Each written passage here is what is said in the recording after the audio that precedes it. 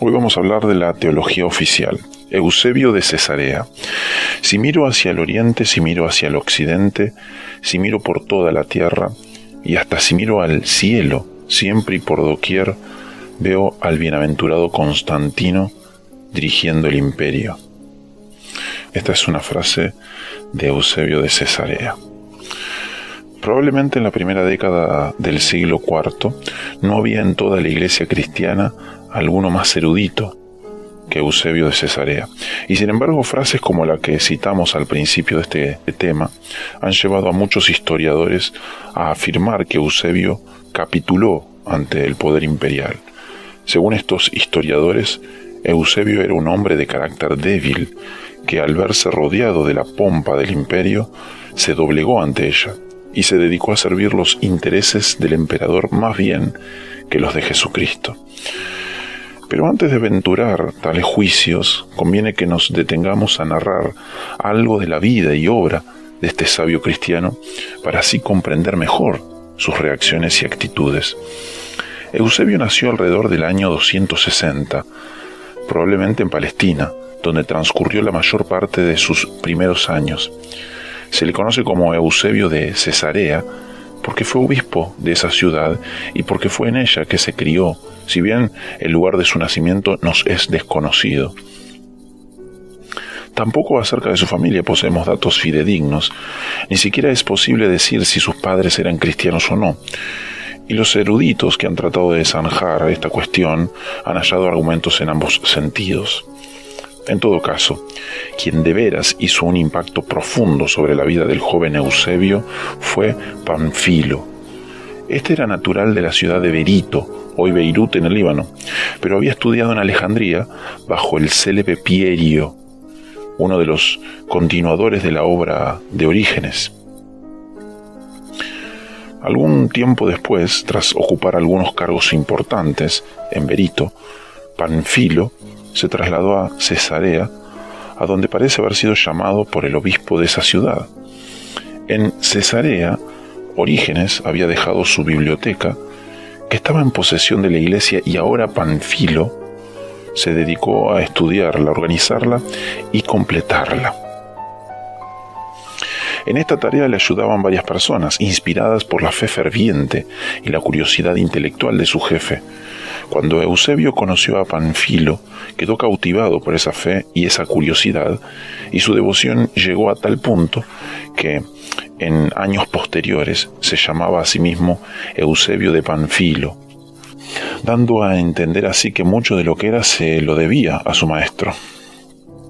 Durante varios años, Panfilo, Eusebio y otros trabajaron en equipo, probablemente viviendo bajo un mismo techo y compartiendo todos sus gastos y entradas. A la postre, el gusto de Panfilo por los libros fue superado por el de su discípulo, que al parecer hizo varios viajes en busca de documentos acerca de los orígenes cristianos. Durante este periodo, Eusebio y Panfilo escribieron varias obras, pero de ellas la única de importancia que se ha conservado es la Crónica de Eusebio, y aún esta en versiones posteriores al parecer muy tergiversadas. Pero aquella calma no podía durar. Era todavía la época de las persecuciones y la amenaza que siempre nublaba el horizonte de los cristianos tomó forma en el huracán de la gran persecución. En junio del año 303, la persecución llegó a Cesarea y el primer mártir ofrendó su vida. A partir de esa fecha, la tormenta fue arreciando hasta que en el año 305 Maximino Daza llegó a la dignidad imperial. Como hemos dicho, Maximino Daza fue uno de los más tenaces enemigos del cristianismo. Por fin, a fines del año 307, Panfilo fue encarcelado. Pero entonces la tormenta amainó por algún tiempo y el célebre maestro cristiano permaneció en la cárcel sin ser ejecutado por espacio de más de 2 años. Durante este periodo, Panfilo y Eusebio escribieron juntos 5 libros de una apología de Orígenes, a la que Eusebio añadió un 6º libro después del martirio de su maestro. ¿Cómo Eusebio escapó de la persecución? Es imposible saberlo. Al parecer se ausentó de Cesarea al menos 2 veces, y posiblemente el motivo de su ausencia fue, en parte al menos, huir de las autoridades. En esa época esto no se consideraba indigno, pues el deber del cristiano estaba en evitar el martirio, hasta tanto quedase suficientemente probado que Dios le había escogido para esa gloriosa corona. En todo caso, Eusebio no sufrió personalmente durante la persecución, aunque sí sufrió la muerte de su admirado maestro y de muchos de sus compañeros más allegados. En medio de la persecución, Eusebio continuó su labor literaria. Fue precisamente durante ese periodo que revisó y amplió su obra más importante, la Historia Eclesiástica. Si Eusebio no hubiera hecho otra cosa en toda su vida que escribir la Historia Eclesiástica, solo eso bastaría para contarle entre los gigantes de la Iglesia en el siglo IV. En efecto, sin su obra, buena parte de la historia que hemos relatado en nuestras primeras secciones se habría perdido, pues fue él quien compiló, organizó y publicó casi todo lo que sabemos acerca de muchos de los cristianos que vivieron en los primeros siglos de la vida de la Iglesia. Además, lo único que se conserva de la obra de muchos de aquellos antiguos autores cristianos son las citas extensas que Eusebio incluye en su historia. Sin él, en fin, nuestros conocimientos de los primeros siglos de la Iglesia quedarían reducidos a la mitad. Por fin, en el año 311, la situación empezó a cambiar con respecto a la persecución. Primero vino el edicto de Galerio, después Constantino venció a Magencio, y Licinio y Constantino, reunidos en Milán, decretaron la tolerancia religiosa. Para Eusebio y sus compañeros, lo que estaba teniendo lugar era obra de Dios, semejante a los milagros que narra el libro de Éxodo. A partir de entonces, Eusebio y probablemente muchísimos otros cristianos que no dejaron, como él, testimonio escrito de sus opiniones, empezó a ver en Constantino y en Licinio los instrumentos escogidos por Dios para llevar a cabo sus designios. Poco después, cuando Constantino y Licinio fueron a la guerra, Eusebio estaba convencido de que la principal razón del conflicto era que Licinio había perdido el juicio y comenzado a perseguir a los cristianos.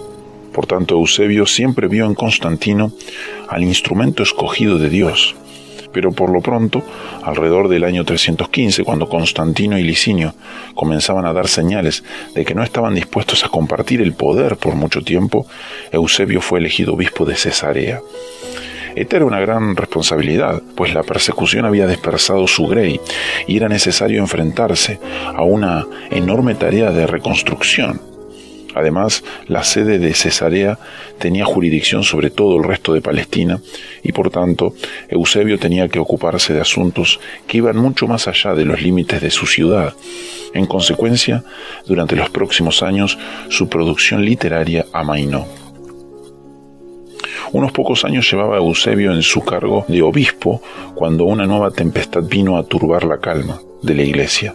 Se trataba ahora no de una persecución por parte del gobierno, sino de un agudo conflicto teológico que dio en cisma la controversia arriana. Puesto que más adelante le dedicaremos un tiempo a los primeros episodios de esta controversia, no hemos de discutir aquí este asunto. Baste decir que la actuación de Eusebio en esa controversia dejó mucho que desear. Pero esto no se debió a que Eusebio fuese hipócrita ni oportunista, como han pretendido algunos historiadores, sino más bien a que sus intereses eran otros. Eusebio no parece haber comprendido a cabalidad todo el alcance de la controversia, y su preocupación fundamental era la paz de la Iglesia, más bien que la exactitud teológica. Por ello, aunque al principio mostró simpatías hacia la causa arriana, en el Concilio de Nicea, cuando se percató de los peligros doctrinales que entrañaba esa causa, estuvo dispuesto a condenarla. Pero esto corresponde a otro tema. Eusebio había conocido ya a Constantino antes de que éste fuera emperador, cuando Constantino visitó a Palestina en el séquito de Diocleciano. En Nicea, en ocasiones del concilio, pudo verle actuando a favor de la unidad y del bienestar de la Iglesia como el obispo de obispos. Después, en otras oportunidades, Eusebio sostuvo entrevistas y correspondencia con el emperador. Probablemente el encuentro más notable tuvo lugar cuando Constantino y su corte se trasladaron a Jerusalén para dedicar la recién construida iglesia del Santo Sepulcro como parte de la celebración del 30º aniversario del aniversario de Constantino al poder. Todavía bullía la controversia arriana y los obispos reunidos, primero en Tiro y después en Jerusalén, estaban profundamente interesados en ella, como lo estaba también el emperador. En todo esto, Eusebio jugó un papel importante, y con motivo de la visita del emperador y de la dedicación del nuevo templo, pronunció un discurso en elogio de Constantino. Ese discurso, que se ha conservado hasta nuestros días, es una de las primeras razones que le han ganado fama de adulador. Pero lo cierto es que el discurso en cuestión ha de ser juzgado a la luz de lo que se acostumbra en tales circunstancias en esa época. Visto de este modo, el discurso resulta relativamente moderado. En todo caso, el hecho es que Eusebio no fue amigo íntimo ni cortesano de Constantino. La mayor parte de su vida transcurrió en Cesarea y sus alrededores, ocupado como estaba en asuntos eclesiásticos, mientras Constantino, cuando no estaba en Constantinopla, se hallaba envuelto en alguna campaña o empresa que le hacía mudar su corte por todo el imperio. Luego, los contactos entre el emperador y el obispo fueron breves e intermitentes. Pero puesto que Eusebio era respetado por muchos de sus colegas y puesto que Cesarea era una ciudad importante, Constantino se ocupó en cultivar el apoyo del prestigioso obispo de esa ciudad. Igualmente Eusebio, tras las experiencias de los años de persecución, no podía menos que gozarse en la nueva situación y agradecer al emperador el cambio que había tenido lugar. Por otra parte, no debemos olvidar que fue especialmente después de la muerte de Constantino, en el año 337, que Eusebio escribió sus más halagadoras líneas acerca del difunto emperador. Luego, no se trata aquí tanto de un adulador como de un hombre agradecido. Tales hechos, sin embargo, dejaron su huella sobre la obra toda de Eusebio, particularmente sobre su historia eclesiástica. El propósito de Eusebio al escribirla no era sencillamente narrar los acontecimientos para la edificación de la iglesia. Su propósito era más bien apologético. Lo que Eusebio pretendía era mostrar que la fe cristiana era la consumación de toda la historia humana. Esta idea había aparecido mucho antes en los escritores que en el siglo II defendieron la fe frente a los ataques de los paganos. Según esos autores, tanto la filosofía como las escrituras hebreas habían sido provistas por Dios como preparación para el Evangelio.